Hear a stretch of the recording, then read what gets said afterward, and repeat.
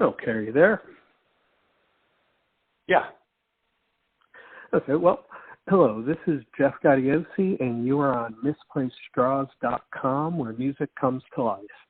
And my guest today is the vocalist from one of the biggest bands of the last 40 years. They've sold millions of records, sold out shows all over the world, and happen to be one of my favorite bands ever. It's an absolute honor to have some time with him today. Please welcome Toto vocalist Joe Williams. Joe, thank you. My pleasure. How are you? I'm doing great. Now, you guys have spent most of the past year and a half or so on the road celebrating the band's 40th anniversary. Just had a summer in Europe, and you'll be kicking off another U.S. leg in late September. Is this sort of the last go-around of the anniversary tour? It is, yeah. This will finally conclude this cycle of touring for this 40th anniversary. We've changed the set up a bunch, since this sort of cycle started. But this will finally put to rest this whole celebration that we've been doing. And as you start this last U.S. leg, and your set lists have been fantastic. There's been some great surprises popping up on each leg.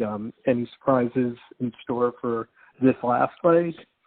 Well, we plan to. We're going to. Well, it's basically what we're going to do. What we did for the last European run.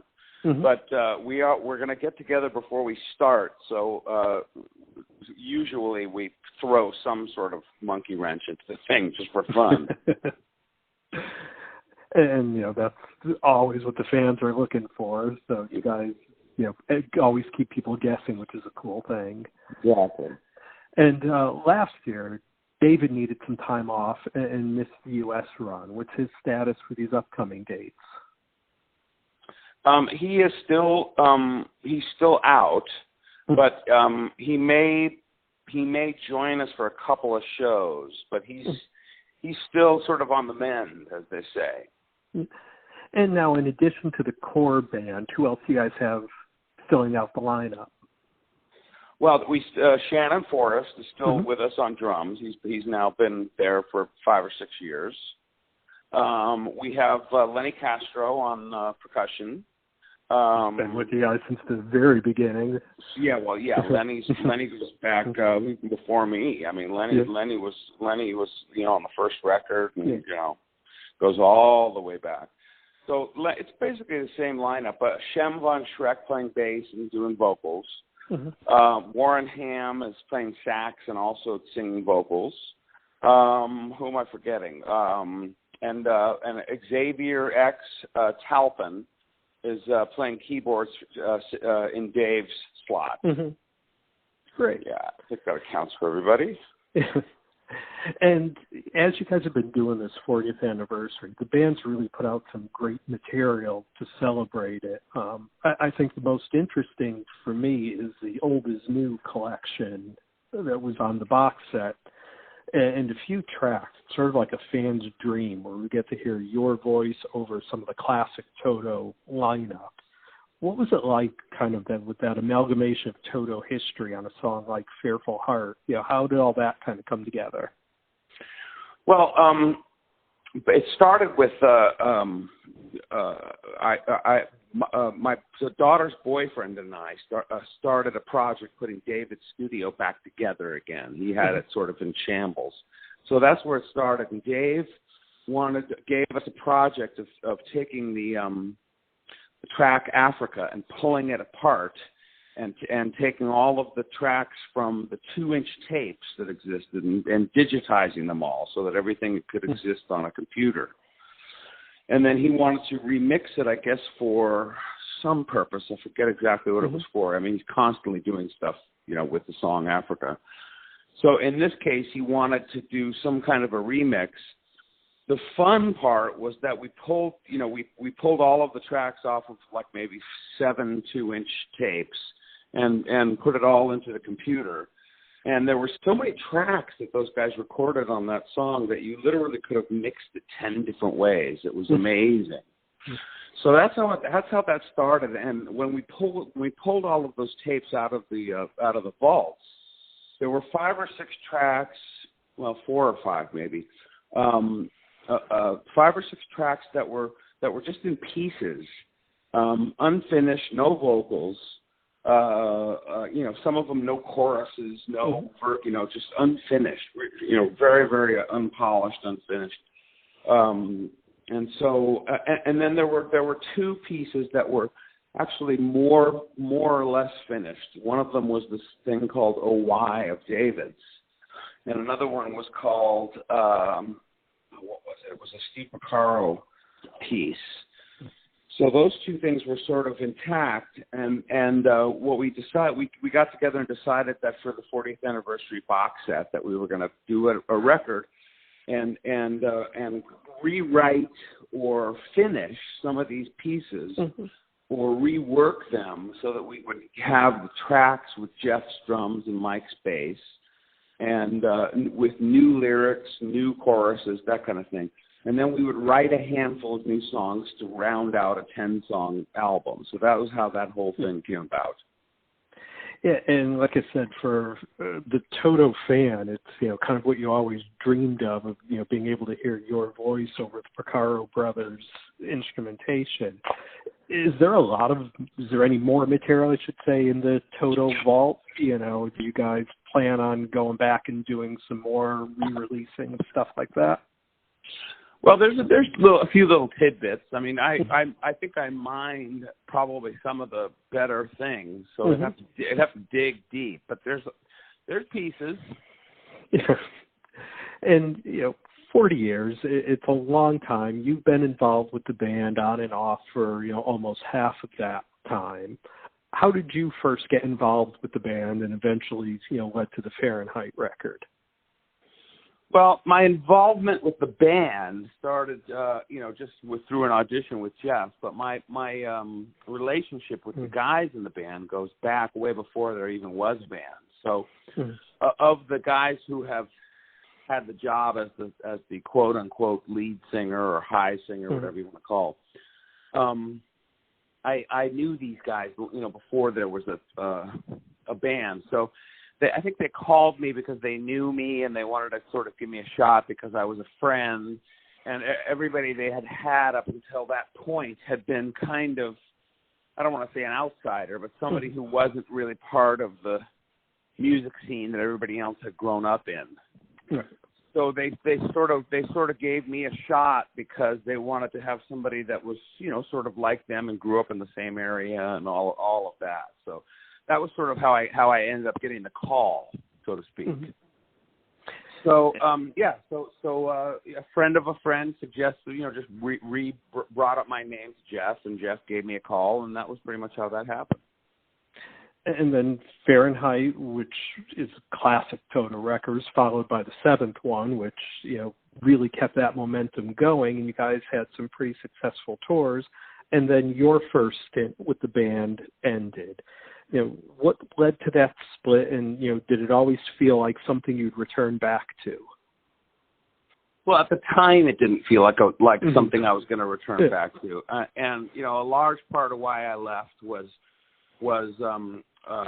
certainly just myself and how I was sort of taking care of myself, but another part of it was just the sort of chaos and what was going on internally with the band and their feelings about lead singers kind of in general. They had sort of had issues with Bobby and then issues with Fergie, and then so any minor issues that crept up with me, they were sort of they were expecting an issue kind of a thing. They had so many problems with singers. So it ended up being sort of a kind of a mutual thing for me. What I can say for myself is I just think that at that time I really wasn't ready for that big of a job. It's a huge job. I mean, the precedence that was set by Bobby and the band when they first started in terms of the lead singer job is huge. It's a very, very tough gig. It's actually kind of a live anyway. It's really like a two-man job. I don't think any of the singers of this band have had it easy on the road. and several of us have lost our jobs because it's been very, very tough on the road. So, the good news about the last, 10 years or so is that everybody's, older, wiser, and a little bit more apt to slow down and take a look at keys and all that kind of stuff so that we can survive there out on the road. Right. So it was a different time back then. Everybody was younger and just maybe expecting everybody to pull their weight a little bit more. But it was a tough time, but it was a kind of a mutual thing that I go my way, and it was a good thing I did because I ended up working in television and raising children for. Yeah, it kind of gave you a chance to have your life, and then eventually it all circles back again. Exactly. And one of the places where it circled back, actually one of my favorite Toto records, for Falling in Between, where you came back and did a vocal on that record. What brought you back into the band's orbit? Boy, it's an interesting question. What I can tell you is I just remember having a lunch with Steve Lukather and Steve Porcaro, and I think I hadn't seen Luke in quite some time at that point. I think the last time I had really hung out with them was, I don't know, it had been a couple of years. In any case, we went to lunch and we were hanging, and Luke said, "Look, we're working on an album, and I have a piece that would be perfect for you to sing on." And I assumed it was like a background thing, and I said, "Of course." And we got down to the studio, and he said, "No, it's the chorus of this thing, and we need to build it up, and blah blah blah." And that's pretty much how that happened. It was very straight ahead and kind of organic. And then after that Falling in Between period, Steve kind of famously decided to break up the band for a couple of years, but you worked with him on his solo records. And once again, was there always that feel of, this thing that is Toto will eventually be back? Yeah, I mean, after the Falling in Between album and tour, or after the album, I should say, I sat in with them on several, maybe a handful of shows, like 4 or 5 shows.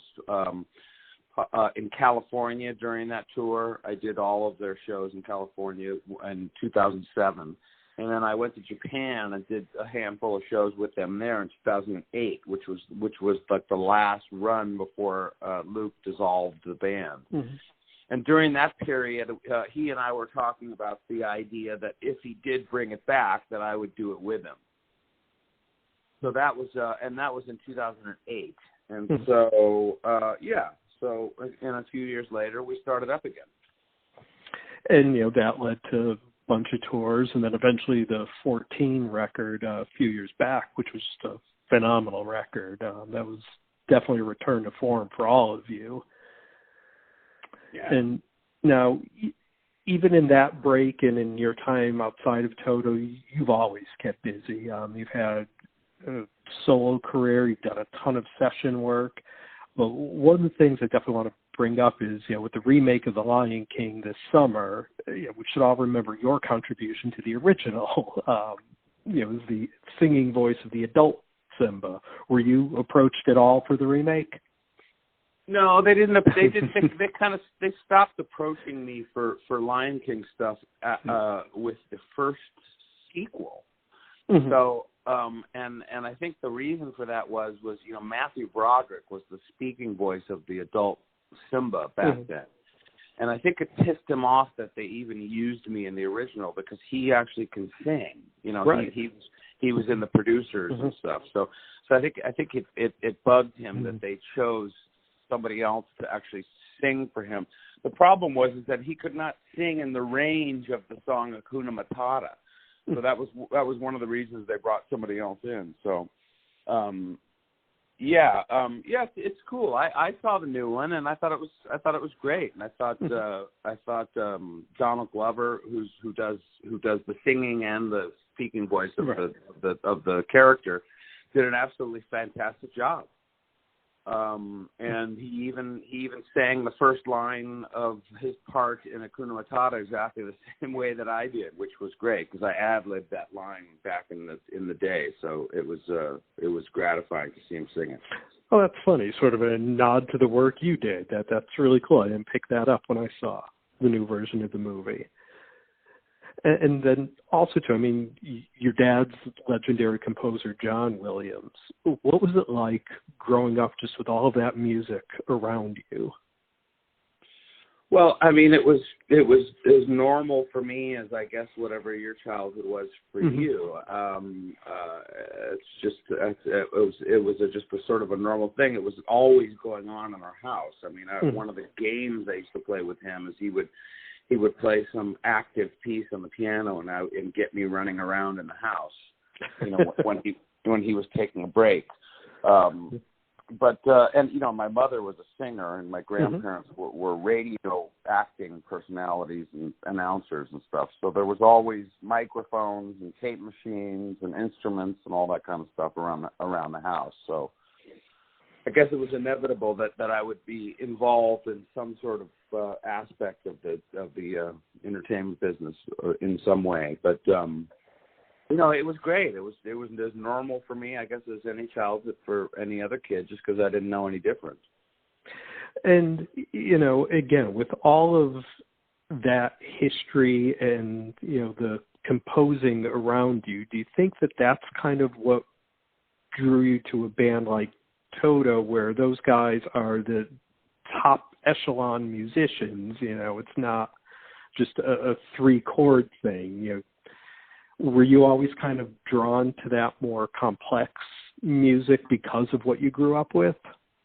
Well, definitely. I mean, the thing about Toto when they first were out, and especially Toto 4, was that for me, you know, they raised the bar for popular music and brought it into a little bit more of a sophisticated place, for sure, in terms of the musicality, which I thought was great. You know, that bands like Yes did that. You know, for me, you know, there was a lot of bands that just raised the bar musically and still were accessible as sort of rock bands, that kind of thing. And Toto, I was going to say, I think that's what sets Toto apart, is that accessibility.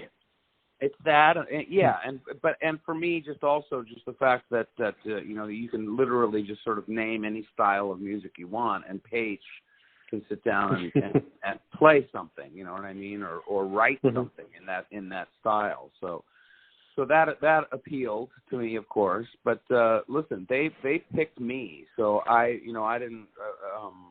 You know, I was nothing but fortunate and lucky to be asked to be a part of it.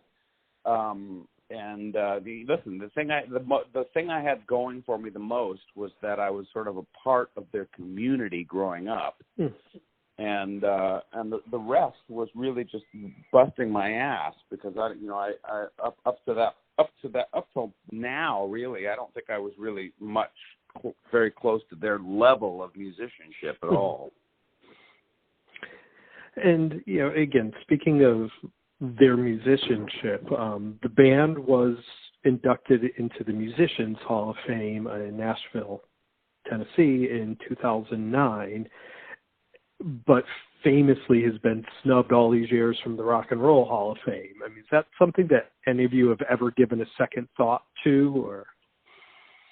Well, I have. Several of us have, but the snub, quote unquote, is goes back to the Toto 4 era when the guys basically said no to the cover of the Rolling Stones, and I guess they have built some sort of a rift with the guy who runs the Hall of Fame or something. Well, unfortunately, that's been the case for far too many bands that are in. But and one sort of unexpected twist you guys had in the past year or so was when Weezer came out with the cover of Africa, and then you guys followed it up with Hash Pipe. Just what was that like, seeing that just kind of take off? Well, it was the hash pipe part of it was just sort of a silly thing. I mean, it was fun to do live. It was just sort of a silly call and response. They definitely got a huge bump out of doing Africa. We were hoping to get a little bit more publicity and a little bit more juice out of doing one of their songs, but they, it's hard to hold down a hit song, and Africa's so big that they, obviously had a lot of success with it. Hash pipe, nobody really knows what that is. So, so it was great. I mean, it worked out being a win-win for everybody, just because it sort of popularized Africa again. And when we went out on tour during that period of time, we sold a lot of tickets because people, wanted to come see the band that originated that song or originally did that tune. So it was definitely a win-win. And this leg that you're about to start takes you out for about a month, from late September in Los Angeles, ending in late October in Philly. What's next for Toto after that? Well, it's my understanding that we are breaking for a while, and it may be quite a while. I'm not sure exactly what's happening. There have been lawsuits, and there's been, a bunch of things legally going on that are going to prevent us from working for a little while, at least. But I don't have the details, so I don't know. But I do know that we are taking a break after about 4 really, really solid years of nonstop touring. So we're taking a little break for a while.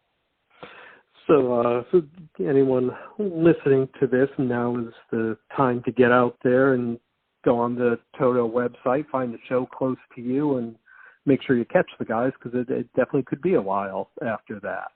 Definitely. For me, I'll be at the October 18th show at Foxwoods. Looking forward to it, and hope to get a chance to say hello and thank you in person for taking some time here today. Of course, absolutely. Look forward to it. And again, Joe, thanks. It's been a pleasure talking to you for a little bit about your history and the band's history, and best of luck, not only on the upcoming leg of the tour, but in whatever direction you find yourself going after that. And like I said, I will be there October 18th, cheering right in front. Great. Well, thank you very much. Appreciate the time. And I will see you on the 18th. We'll catch you then. Great. Bye. Take care. Bye-bye.